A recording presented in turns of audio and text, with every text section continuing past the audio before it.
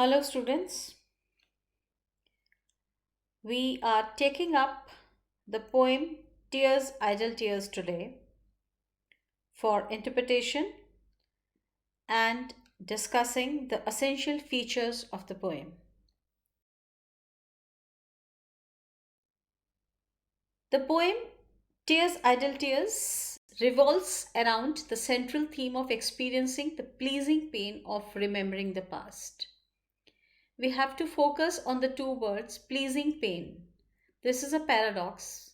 Pain, which is caused by remembering of the past, is pleasant to the poet because when we read the poem, we will find such paradoxes.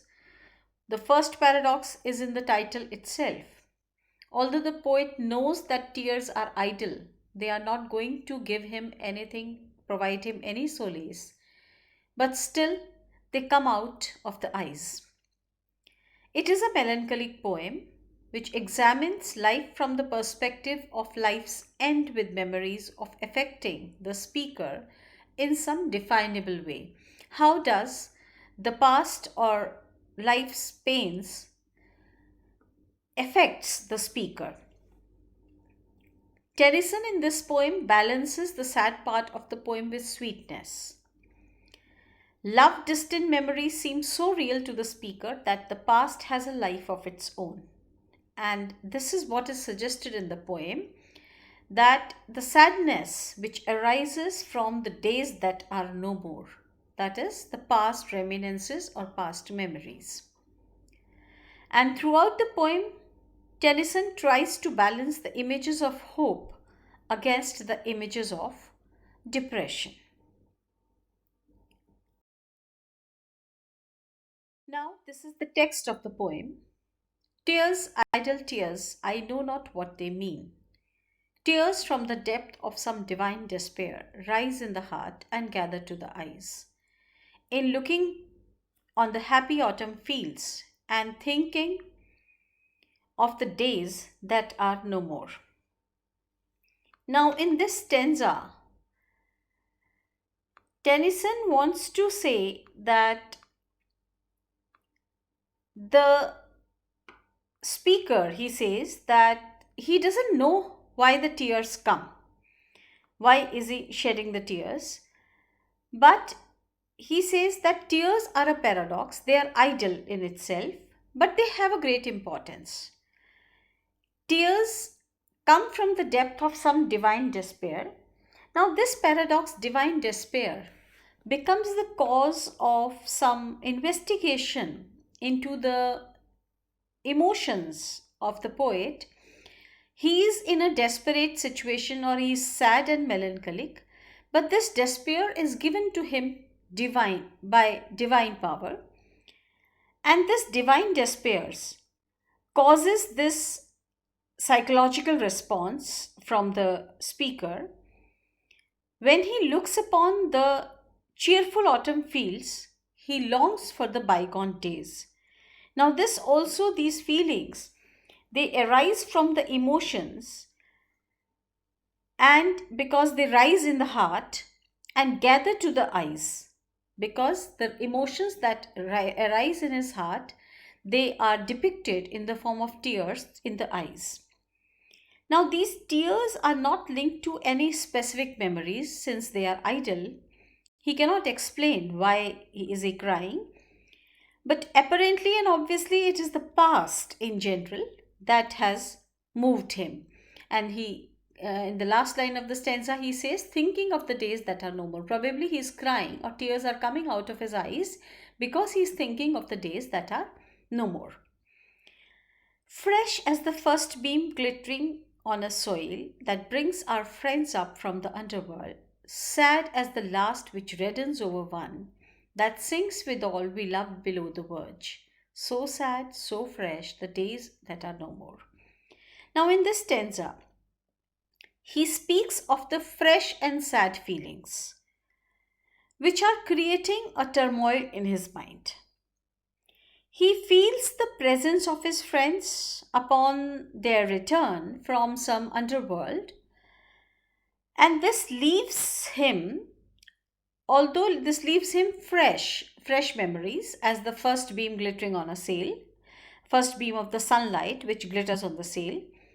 Yet the memory, it fades sadly like a sunset.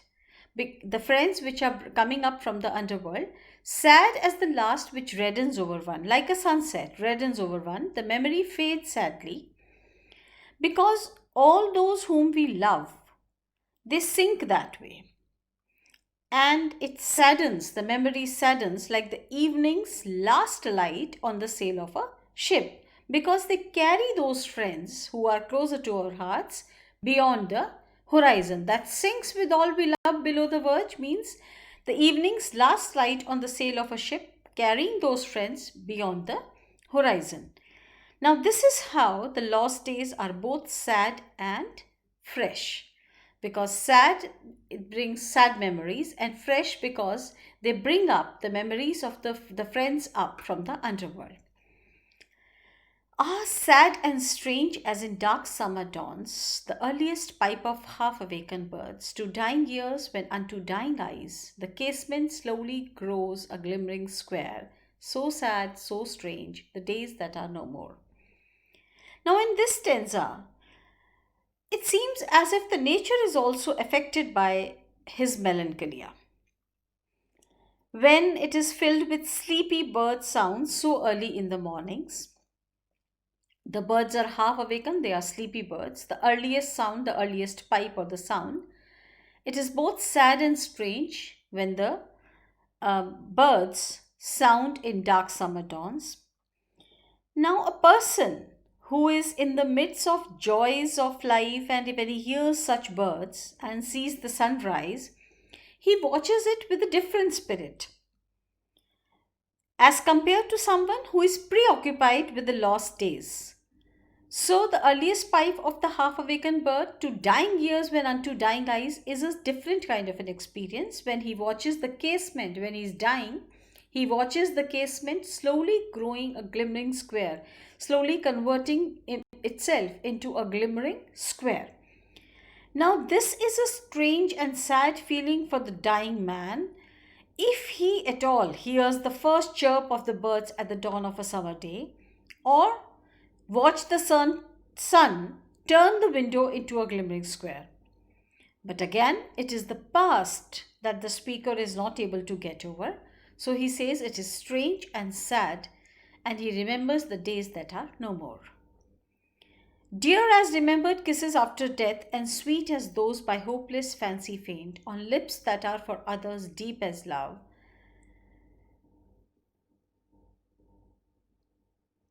Now in this stanza, the speaker indulges into painful memories of kisses, remembering it as a sad and strange experience.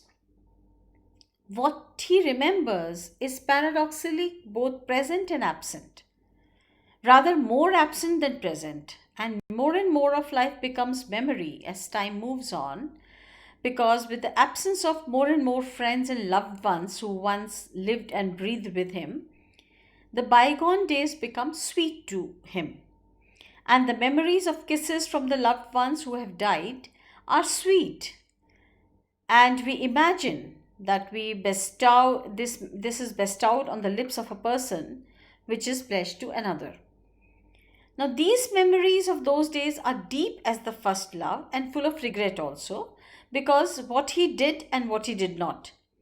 Thus tears are flowing from the eyes of the speaker and remembering those bittersweet memories.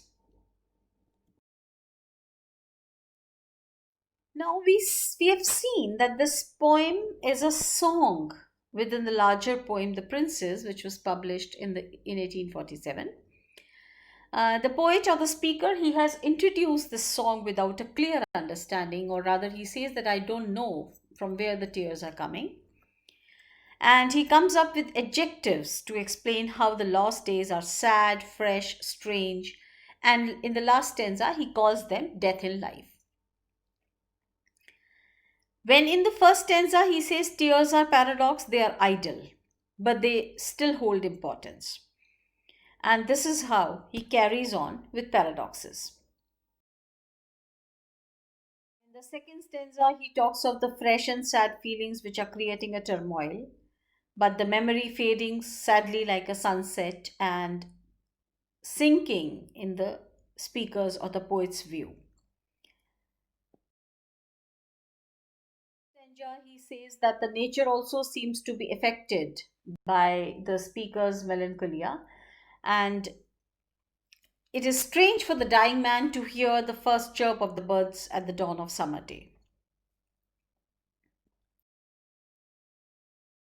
The speaker, again, the poet indulges into painful memories of kisses and memories of days which are deep as first love and full of regret for what we did and we did not, thus tears which are flowing from the eyes of the speaker, remembering those bittersweet memories.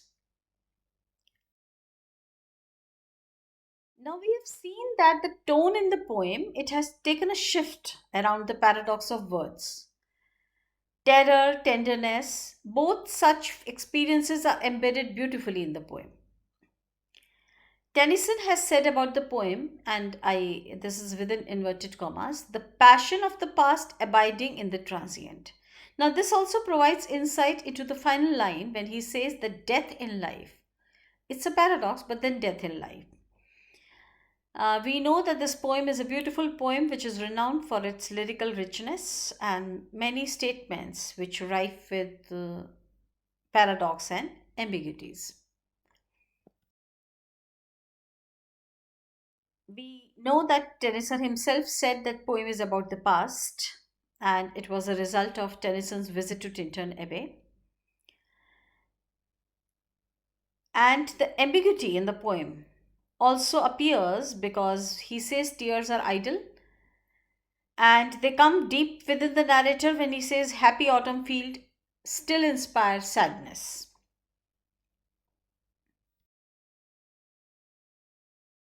When we look at the poetic devices in the poem, we know that there is alliteration in the first stanza tears, idle tears, I know not, depth of some divine despair. In stanza 2, we have fresh as the first friends up from over one, so sad, so fresh. In stanza 3, we have sad and strange as in the dark summer dawns, dying years when unto dying eyes, slowly growing a glimmering square, so sad, so strange. And in stanza 4, we have dear as remembered kisses after death, fancy faint, lips that are for others, deep as love, while with death in life the days. There is also a repetition in the poem when he says days that are no more and death in life. We also see simile in the second stanza, fresh as the first beam, fresh just as the like the first beam. The tears are being compared to the first beam of sunlight, sad as the last again. Then tears are compared to the last beam of sunlight because then they are referred to as sad. Deep as first love in stanza 4, etc. And coming to the style of the poem, we know that this is written in blank verse and it is unrhymed.